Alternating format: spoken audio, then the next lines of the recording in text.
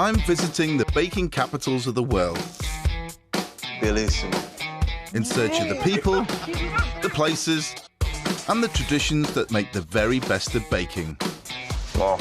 From the laid-back sunshine vibe of Miami to the European chic of Paris. Oh, superb.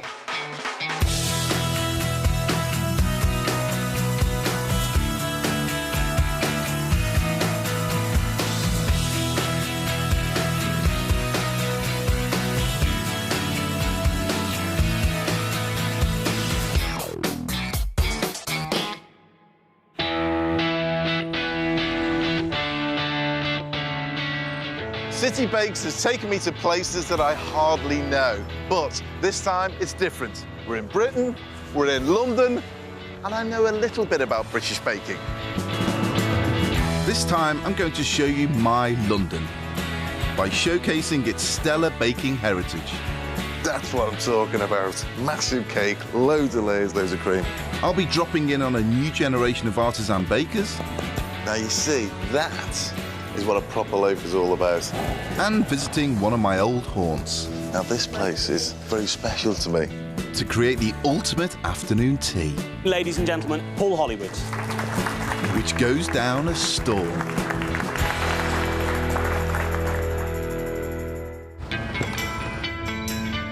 In my quest to find the best of the world of baking, I'm on home turf.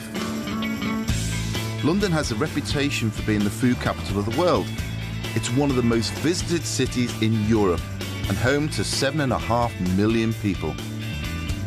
I'll always be a proud northerner, but for a budding baker at the age of 23, London was the place I needed to be. One of the reasons I actually came to London was because I was offered a job at the Dorchester. I mean, you don't turn jobs down at the Dorchester.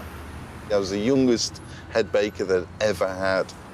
But coming to London was also about being in the focal point of food. This is the place where all the chefs want to work, and it made a massive impression on me.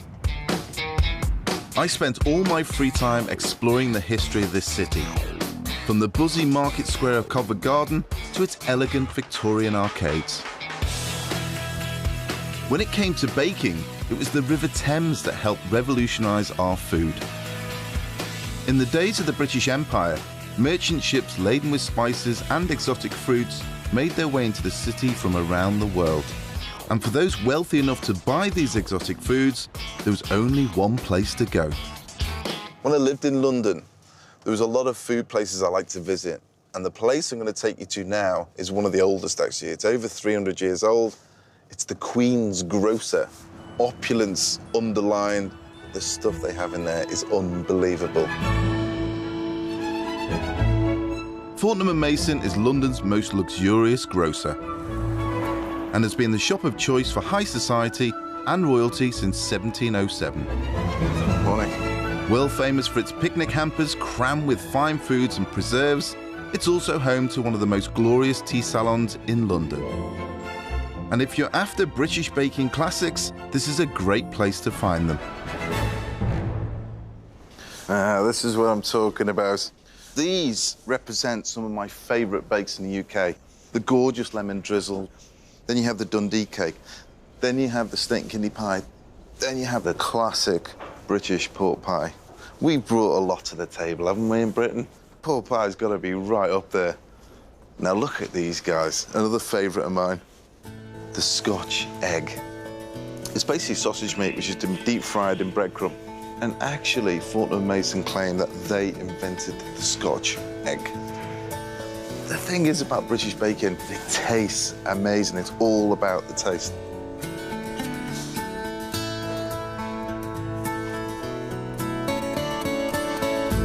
Do you know what? A Scotch egg made well, you can't beat it. It's just absolutely beautiful. Us Brits are so obsessed with our baked goods that the industry is worth a staggering £3.4 billion a year. Oh, there's a great butter in there as well. However, there is one British classic that you can't buy at Fortnum's. It's impossible to talk about baking in Britain without a nod to the guilty pleasure that is sliced white bread. It's the perfect fit for that great British institution, the bacon butty. Look at that fella. As a lifelong baker, sliced bread should be sacrilege, but I must confess, I love it. This is a great carrier for a sandwich, as long as you buy a decent one. And to be honest, who doesn't like a bacon and egg sandwich? Needs a cup of tea, though. Maria, do you want to a cup of tea as well? Oh, thank you. British bakers revolutionised baking with the mass-produced loaf back in the 50s. But times have changed. And today, London's in the throes of a traditional bread-making renaissance. In the shadow of the Shard, tucked under the arches of London Bridge, Borough Market is London's oldest. And trading began here as early as the 13th century. Artisan food, and more importantly for me, artisan baking, is alive and well in this market. Today, it's a popular stop-off for food lovers, Londoners popping out for lunch, and wide-eyed tourists. I think you can judge a market by its bread. Good bread, good market. Bad bread, I wouldn't go in. I'm excited by what Borough's bakers are doing here. And to get in on the action, I'm on my way to meet master baker Matt Jones, who's had a stall here for 15 years and whose bakery is just around the corner. Hiya, Matt. Good morning, Paul. How are you today? Nice to see you, buddy. It's good to see you. Welcome. Fantastic range of breads here. Well, yeah, we've got some bits and pieces here to show you. Got a nice brown sourdough, a raisin sourdough. Nice. This is our 100% rye. That's lovely looking loaf. That is, trust me, that took years to develop. Now, you see, that is what a proper loaf is all about. When you normally think of British bread, you think of the sliced stuff, but oh no, this is the new generation of bread in this country. In fact, it's the old generation come back. What sets sourdough apart from the mass-produced bread is that it's not made with manufactured yeast, but with one that's homegrown, giving it a unique and subtle flavour. You could just eat that on its own. Yeah, lovely. I mean, the smell of that is totally different to the ones you normally buy in the shops, where I guarantee that'll make the best toast in the world.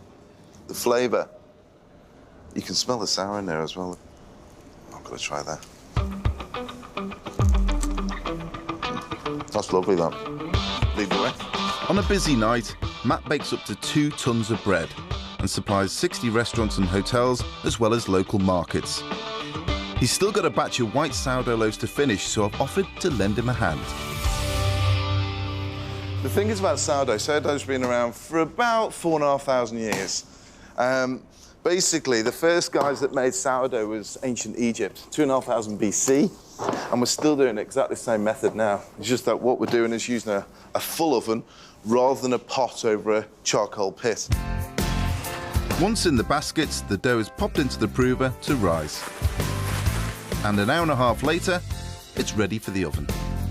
Normally, if you're going to bake at home, 220, get your oven nice and hot, in there for about half an hour, knock it down to about 200 for about 20 minutes. There you have it, the perfect loaf. It's as simple as that.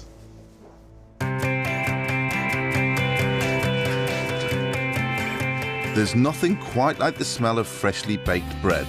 And if it tastes half as good as it looks, Matt's going to have some very happy customers. What you're looking for on a good loaf is actually there's no splits on the side, which is good.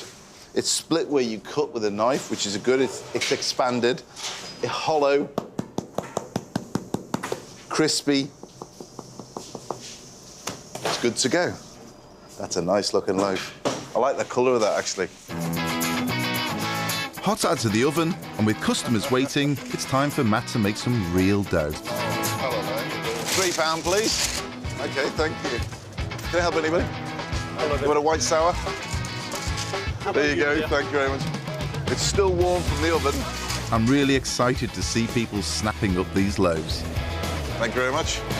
Sometimes you have to look back to move forwards. And by taking inspiration from our baking heritage, Matt and other artisan bakers are doing British baking proud.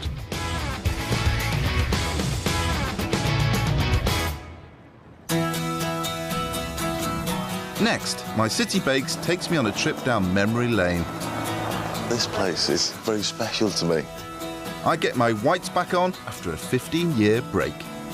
Try and keep it as small as possible so it's dainty. It's that attention to detail that I'm looking for.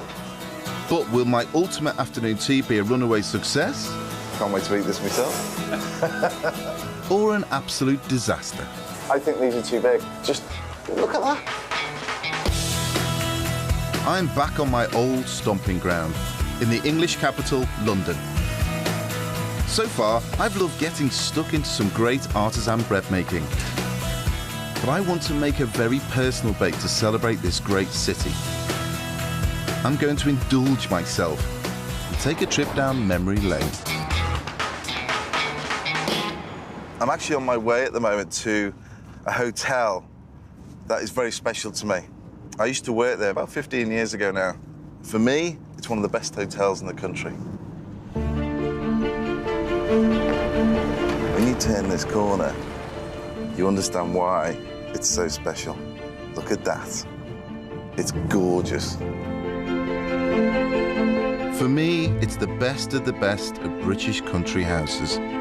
Cliveden House in Berkshire has played host to virtually every British monarch since George I. In the 1920s, Cliveden became London's most famous party house. Socialite Lady Astor famously threw lavish parties for the great and the good. Everyone from Charlie Chaplin to George Bernard Shaw were entertained there. I spent a very happy 2 years here as head baker, and I'm thrilled to be back. Morning. Thank you. Now, this place is a place that is very special to me. That chair, this one here.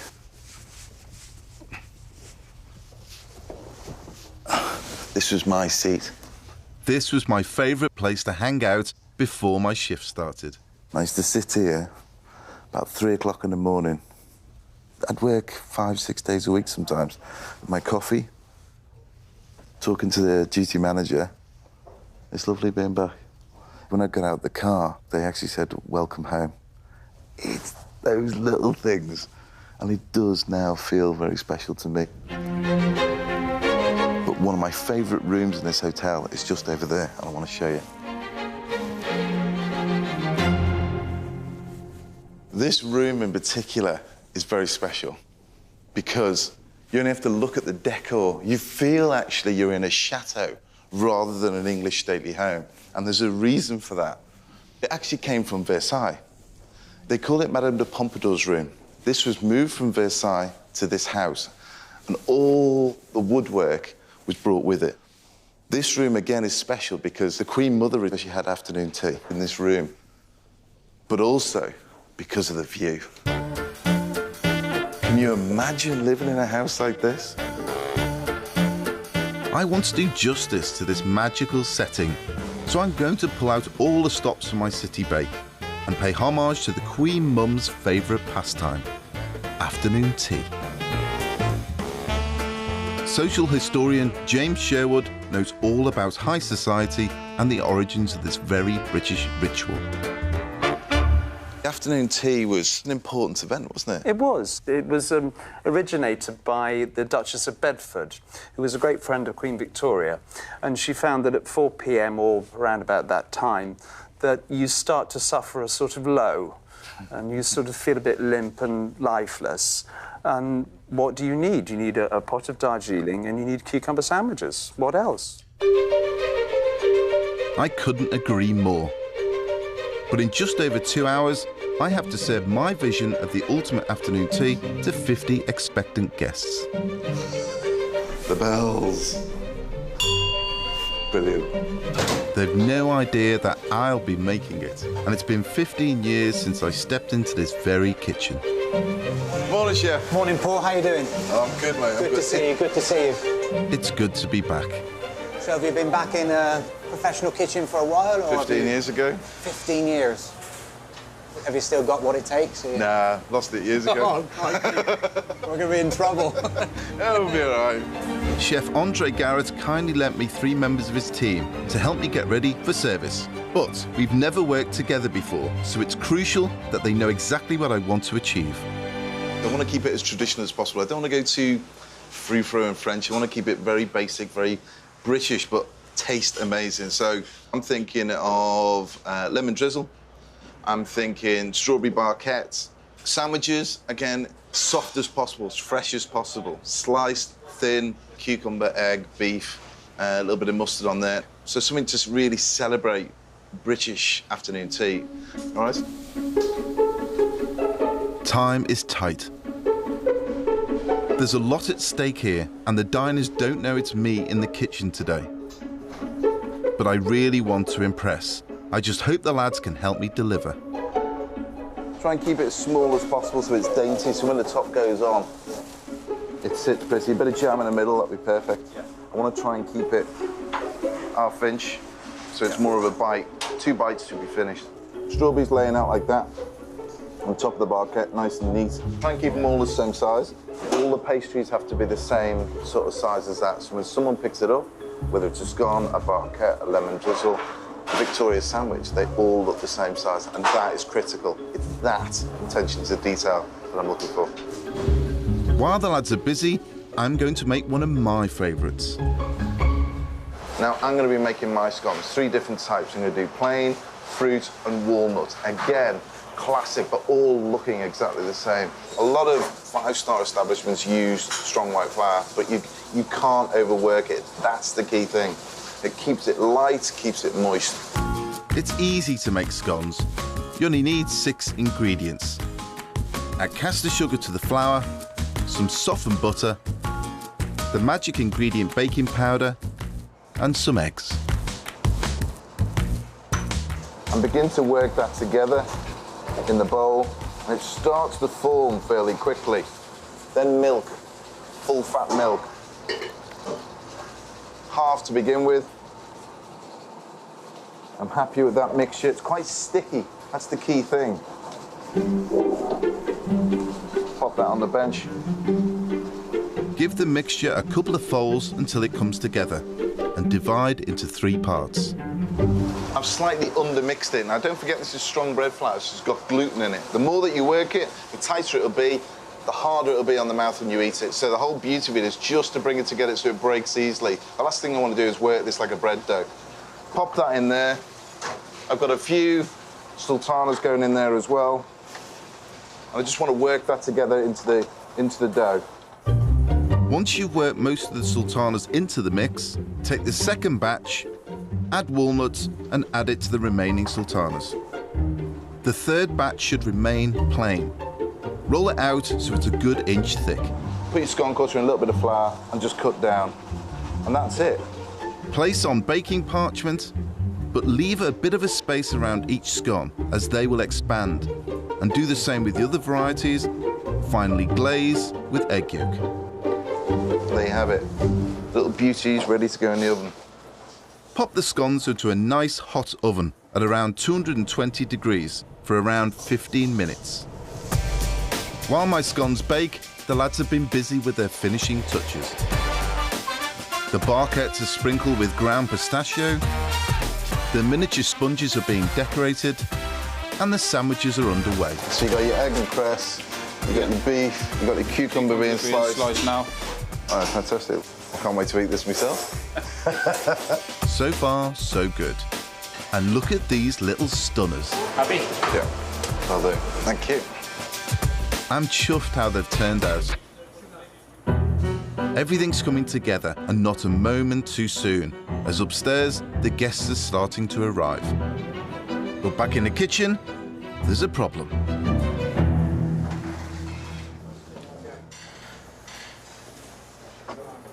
I think these are too big. I think they need to be cut in half. You want them cut right in half? I don't mean that well. Ideally, yeah, but I think they're going to have to go that way. Okay. I think they're going to have to be cut in half. They're just... Look at that. I can't let those go upstairs. That's like a dock of butty there. You could fill that with chips. We're in a 5-star hotel. And so I've asked them just to cut that in half, and then we'll invert it and put a little spread on the top. Make them look a bit prettier.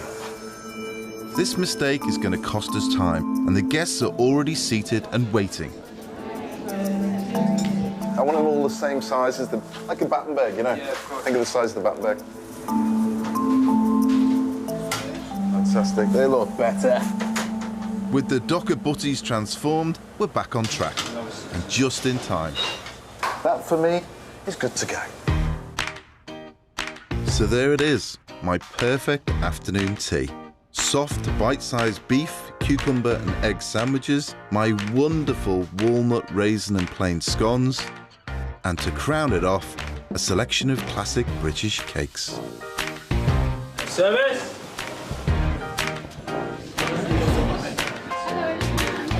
As my afternoon tea makes its grand entrance upstairs, Thank you very much.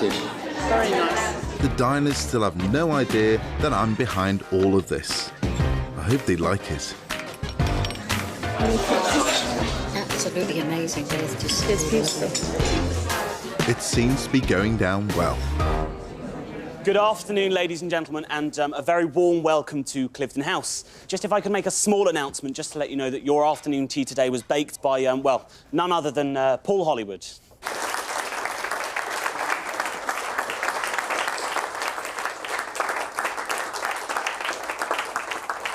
Hello, everybody. It's been 15 years, actually, since I've been back to Cliveden and actually put whites on and gone into the kitchen, so it's been a long time. The team have been fantastic downstairs, a really great job, but I wanted to celebrate British cakes. So you have Battenberg, you have lemon drizzle, you have a meringue with a praline cream, you have a mini Victoria sandwich, and you have a strawberry barquette. All these were on the menu when I was doing the afternoon teas at this house 15 years ago. I hope you liked it. Thank you very much. Tuck in, please do. It's been such a long time since I've done this. I'm dying to know what they think. Are you enjoying your afternoon tea? Delicious. Very, very nice. Yes. We had a small poll just now around the table as to whether we were scones or scones here. It's scones. It's scones. Enjoying your tea? Absolutely fantastic. My afternoon tea seems to have hit the spot, and it's been a real privilege to get back in the kitchen and serve up some great food in this historic and elegant house. I loved actually working in the Cliveden today, making afternoon tea and making it British again. I think there's been far too many French influences on the pastry side, but today I brought it back to British. And it was lovely hearing the people upstairs talk to me saying, oh, we like the Battenberg, oh, we like this, we like that. And actually, what a lot of people said to me was, we love the walnut scones. I've had a ball, if I'm brutally honest, coming back to this hotel after 15 years being away and working in and putting my chef's whites on. For me, personally, do you know what? I've realised I really miss it. That's what an afternoon tea should be, a celebration of British food.